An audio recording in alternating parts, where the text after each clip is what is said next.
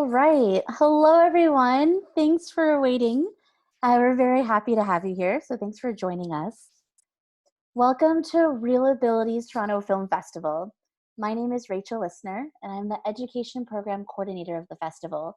And on behalf of RAFF's presenting partner, the Miles Nadal JCC, I'm thrilled to welcome you to the 5th Real Abilities Film Festival Toronto. We are so glad to offer this festival online. Thank you to our sponsors, the Government of Canada, Government of Ontario, the P&L Odette Foundation, the Toronto Arts Council, Autism Ontario, and our media partners Accessible Media Inc., AI Media, and Mohawk College Accessible Media Production Program. RAFF's home base is in Takaranto, in the Dish with One Spoon territory, a treaty between the Anishinaabe, Mississaugas, and Haudenosaunee that bound them to share the territory and protect the land. We acknowledge the diversity of the First Peoples of this area and honor them as stewards of this land, builders of communities, and shapers and keepers of culture. Wherever you are watching, take some time to consider the territory you're living on. We also encourage you to check out the work of and to support our friends at Imaginative. Imaginative is the world's largest presenter of Indigenous screen content. Tonight's event is co-presented by Variety Village and Holland Bloorview Kids Rehabilitation Hospital. We thank them for being community partners.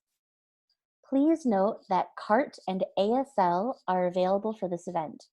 To view the captions, please click on the CC button at the bottom of your screen.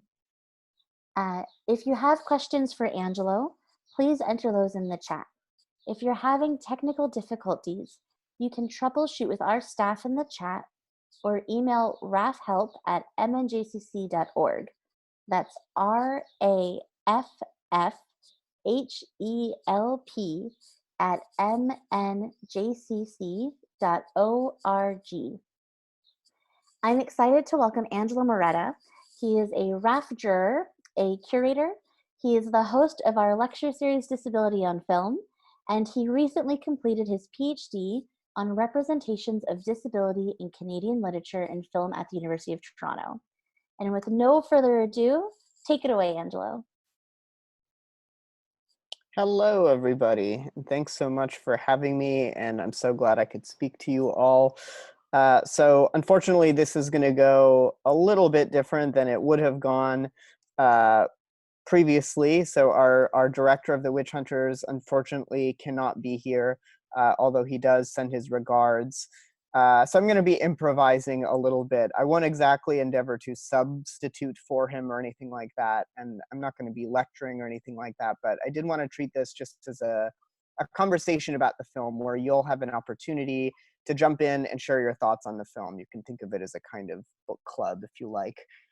So you can jump in either through the chat or you can raise your hand, and someone will flag you via the raise your hand feature at any point, and you can jump in and we can have a bit of a conversation. But I figured the way that I'd start this off, and we have about 20 minutes or so, is just with a couple of questions that I was originally intending to ask the director of this film, Rashko Milkovic, but I think there are good questions for us as well. So I want to sort of repose some of those questions that I would have posed to the director and see how we're all feeling about those things. And I think the first thing I wanted to think about with this movie, in part because I think this is a rare thing in cinema today still, is the casting. So we have with this film a lead character who has cerebral palsy, who is actually played by a young actor, a 10-year-old actor named Mihajlo Milovic, who also has cerebral palsy. And as I understand it, just from reading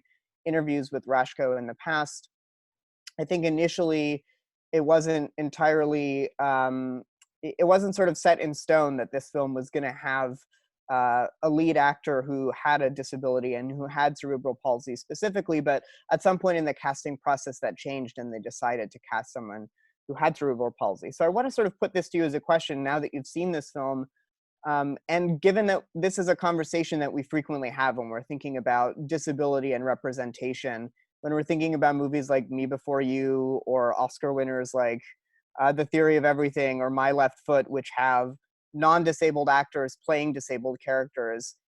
Does it matter for you, or like what is the benefit of having an actor, a young actor in this case, who has cerebral palsy playing a character who has the same disability? Does that change the performance for you? Does it make it interesting? Does it sort of add shading to it? Does it make it feel more authentic, I guess, is what I'd ask you. So what do you make of this? If anybody wants to sort of jump in and take it away, share your opinions, if it worked for you, if you like this performance, if you're interested in it, uh, what do you make of it? And obviously, I have my own opinions on the subject. I'm also a juror who helped select this film to play here, but I'm curious as to what other people make of it. And we have a raised hand, care of Grace. You want to jump in? Yeah. I don't have like an answer to that, obviously, but all I was thinking during watching it is actually whether it being a child actor makes much of a difference in that question. Like, Hmm. if the because already it's squeamish watching and asking adult actors to put on disability. And I remember when I like the first couple minutes of the film when I couldn't quite remember whether the actor actually had cerebral palsy, I remember having a thought of like, is it kind of worse morally if we had asked a child to put that on, and kind of just how does that change, because so much of a child's actor's performance is in the direction and it's kind of a bit put upon them, and they have a little bit less agency, necessarily in how they're portraying the role and in their Hmm. choices. So yeah, that's just a thing. Again, I don't have an answer to, but I thought it'd be interesting to consider how it being, yeah, a child changes that question, if it does for anybody. Yeah, I think it's a really interesting thing to think about. And like when we think about child actors in general, I think a lot of the conversation is like, is the child natural or is the child sort of like a stage child where it's obvious that the performance is has a lot of the tics that we associate with like child actors who are very well rehearsed and very, they have a lot of tics of like developing actors rather than more natural actors. And so I think it's interesting to consider how playing a disability would play into that for a non-disabled child actor. I think the other part of it that you're bringing up that I think is really important to think about is like often when we in the disability community have problems with non-disabled performers playing disabled characters, part of the problem there, right, is that or part of what the disabled community often clocks as being kind of phony and inauthentic about the performance is that it feels like an imitation. Like it feels like they studied tics of a few people with disabilities and they tried to translate that into a performance. So they tried to memorize certain traits that they could see that they thought were the most visible and turn that into a character. So I think it's interesting to think about like, is that different from the perspective of a child actor where uh, they're not as, I think we think of adults as being perhaps more moral agents. So there's something more morally complicated about a non-disabled adult actor putting on that performance. So here, thankfully, right, I think it matters, at least from my perspective. And I had the same experience that you did in Googling it early on. I think it matters that it's an actor who also has a disability and has cerebral palsy insofar as that's not sort of an extra thing that he has to put on. He's able to sort of be in the performance as a character. Anyone else have any reactions to the casting? And I ask this as a starter question just because this seems to me like this is often where we end conversations about disability and representation when we're thinking about movies, right? Where we can't really get past this casting problem because so rarely do we see actual disabled actors being cast. Anyone have any other sort of thoughts or feelings on the casting of this child or about the specifics of his performance? I think he's a pretty good performer.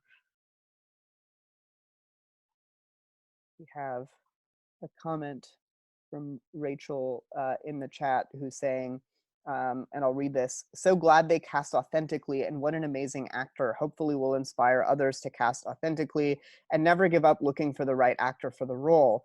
Uh, yeah, and I think that's interesting to think about, right? Like it's interesting to think about the work of casting. Um, this is something that Rashko has said in interviews talking about the work of making this movie, but like when you need to cast a disabled actor, it sort of creates other complications that if you're a non-disabled director or a non-disabled casting director, you probably hadn't considered before.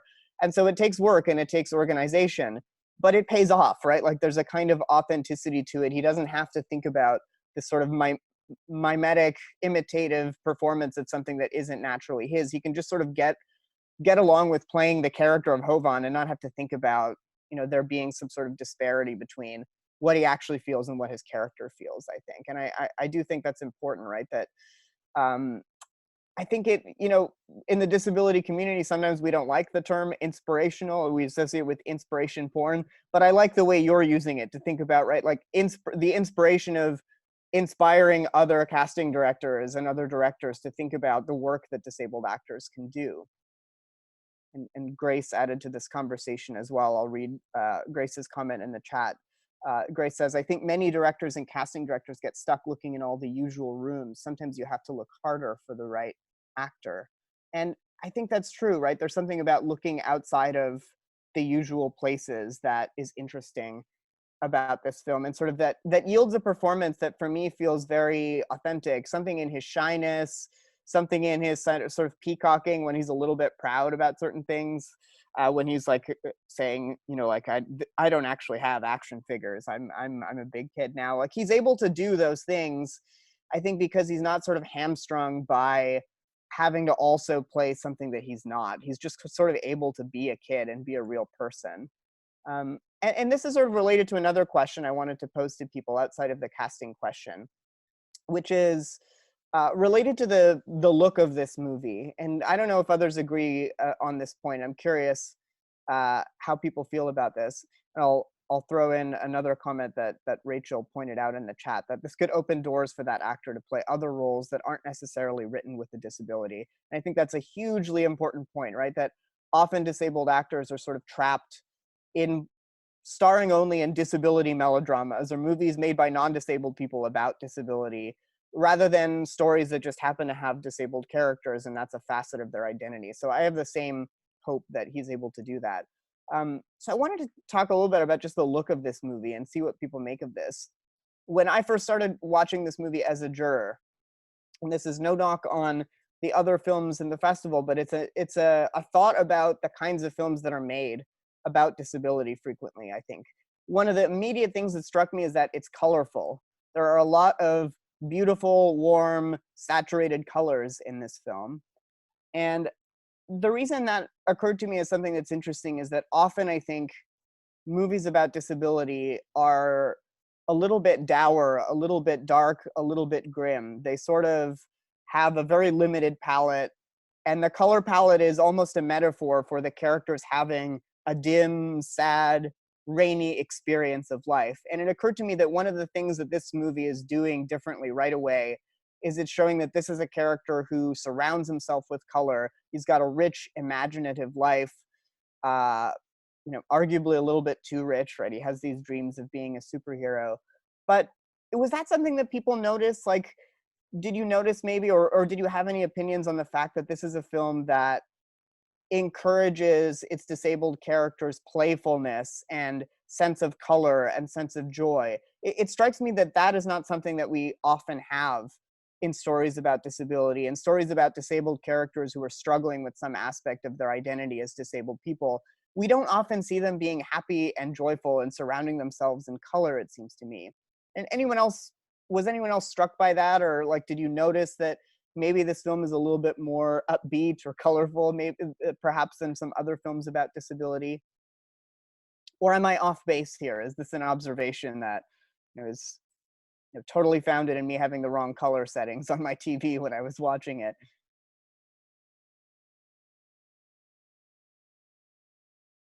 And maybe does it help offset some of the serious issues in the film? And Grace has chimed in the chat. Grace says there was a lot of playfulness. Yeah, it seems to me like this is a film that is about the creativity of a disabled person who has a rich, imaginative life, and who like spends a lot of his life in his mind. And so it makes sense that his mind is colorful, and it makes sense that the color palette of the film reflects the way that he thinks about things. Yeah, not just in the color scheme, Grace adds, but the characters play a lot.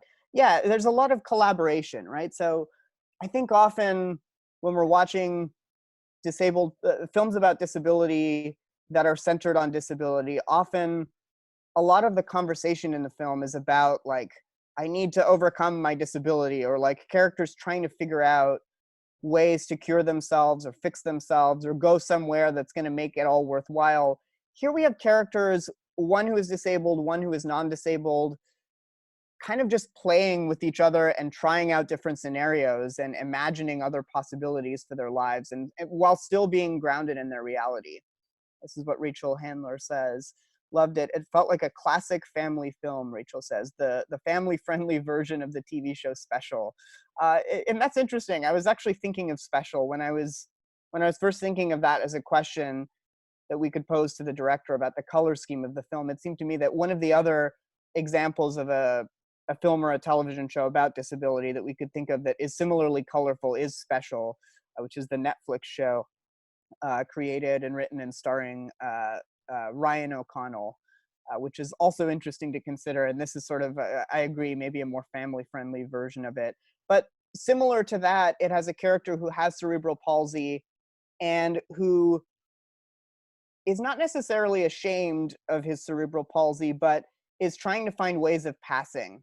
So in Special, the lead character who has cerebral palsy is also gay, and talks in the show about how he was never really able to stay closeted with respect to his sexual identity, but always felt because he was sort of passing as an able-bodied person that he could stay effectively in the closet with respect to his disability, that he could pretend to be non-disabled.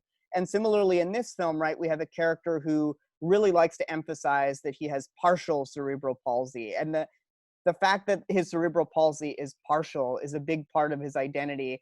And I think we get the sense late in the film that that's not necessarily always going to be true, right? That he's going to be able to change his opinion about that later. We have a question from an anonymous attendee, and I won't reveal who you are, in part because I don't know who you are. But the question was, what do you think about the fact that the two main characters first make friends by play acting the vet game? I couldn't tell if that meant something. Yeah, it's a good question. I don't know that I have an answer. I wish Rashko was here to answer that question for us. I do think, though, it sort of connects to what we were already saying about their playfulness, the fact that a lot of their relationship is based in experimentation and being different people and having this sort of rich, imaginative life. As for the specifics of the game itself, I'm not sure. It's a good question, though. It's something to think about. I wonder if we could also think about, related to that, like related to the conversation we're having about playfulness. We have a few minutes left. What about the fact that this movie is so interested in fantasy and superheroes? Like, is that something that's interesting to think about in terms of disability? It seems to me, just as someone who grew up as like a comic book nerd who loved, stories about the X-Men, Spider-Man, all of these other comic book heroes, right? Often disability is sort of on the periphery of those stories. So Thor is briefly disabled, and sometimes he's depicted as disabled and sometimes not, before he has his hammer. The X-Men, I think you could often think about as an allegory, and it's a number of different kinds of nested allegories. Often it's an allegory about civil rights and race in America. The films that started in the early 2000s have really thought about it as an allegory for LGBTQ rights. And I think another connected concern is thinking about it as an allegory for disability and the way that eugenics and science and dominant culture has suppressed disability and sort of treated mutations or differences as bad when in fact they can be good. Is this movie doing something interesting with superheroes related to disability, do you think? And Grace has a response here. Grace says, I thought I like how fantasy hits up against reality at the end was neat, with the reveal of the witch just being a regular woman. Yeah. But then we still end with Jovan in superhero costumes, so fantasy isn't gone. Yeah, and it does seem to me that the film is sort of walking that line a little bit.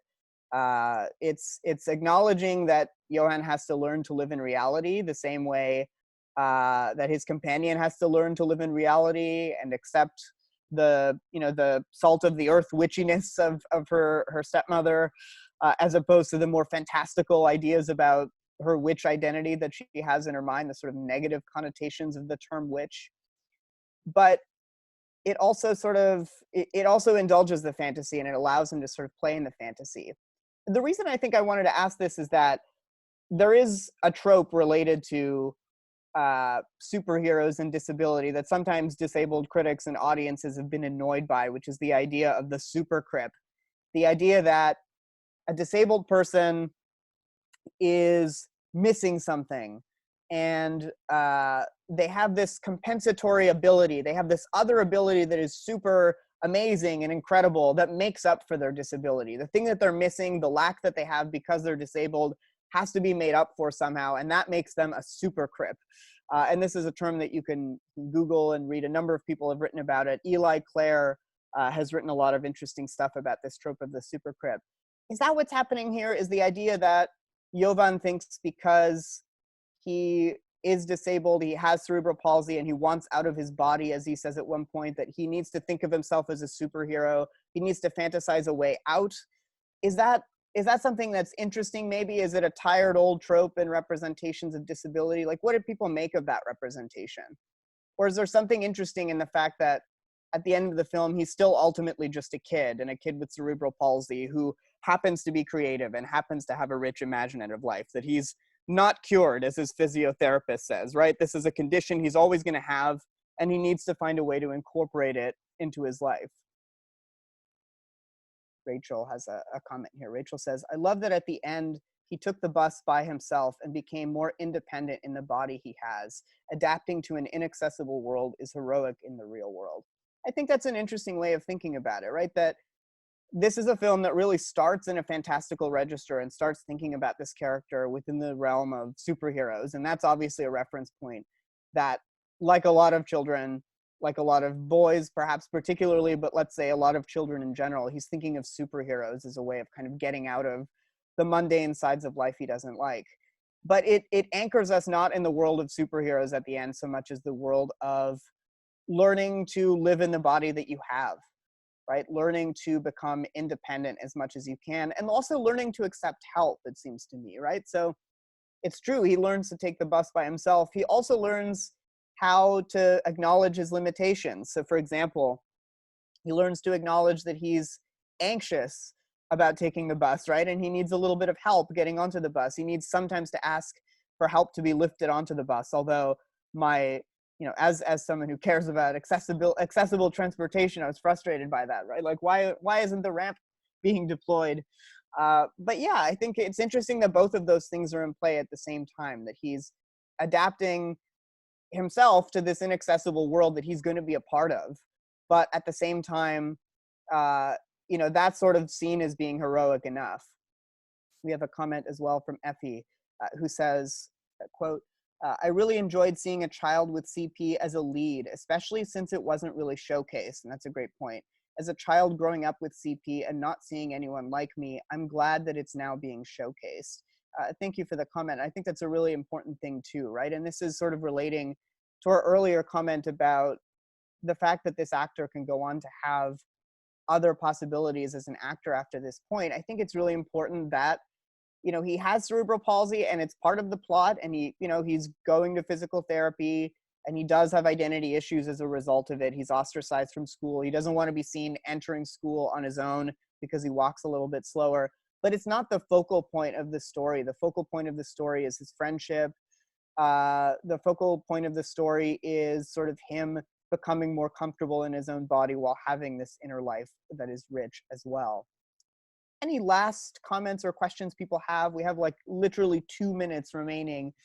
Any last sort of things that are burning on people's minds related to this film? Anything that people notice that we haven't had a chance to talk about yet? Liv is asking, do we know about how the film was received in Serbia? That's a good question. I don't actually know much about its reception in Serbia. I do know that this film has had a pretty robust life on the international festival circuit. So I think it debuted, if I'm not mistaken, at TIFF Kids in 2018, and it's done a number of film festivals since then. And I think it's done particularly well at kind of straddling the line between festivals for films about children and films for children and sort of mainstream sort of European film festivals. So I think it's interesting to think that it's sort of a film that's able to straddle that line. It's like a young adult film that also plays well, I think, to adult audiences. But I'm curious about that as well, because it is a film that has high production values and is quite accessible, I think, in terms of its story, in terms of its aesthetic, in terms of its characters. So I'd be curious to hear about that. And I wish that Rashko was here and we could sort of ask him what he's working on now, if he's interested in continuing to work with disabled actors going forward. But I suppose we'll have to put a pin in that until we're able to talk to him in the future. All right, so I think I'll wrap up at this point, and I'll throw back over to you, Rachel, if you're around. And thanks so much for the questions and the comments, everybody. Hi, everyone. That was a wonderful talk. To be expected with you, Angelo, but that was yeah, really enjoyable. The questions were great. A lot of my own questions were answered, so thank you. And I just want to say thank you again to everybody who came out. I hope you enjoyed the film and the talk. We have one more day left of the festival, so please check it out. We have a panel with CBC. We have 2 more films. But also after the festival on Wednesday, Angelo has another event himself with us. It's his lecture series, Disability on Film, and we are going to be discussing Pain and Glory by Pedro Almodovar. You can check it out on Crave and Hoopla if you have a Toronto Public Library card. And you can email me if you want to sign up for it. My email is Rachel L, so it's RACHEL @mnjcc.org. And on that note, thank you everyone for coming, and I hope you have a great night.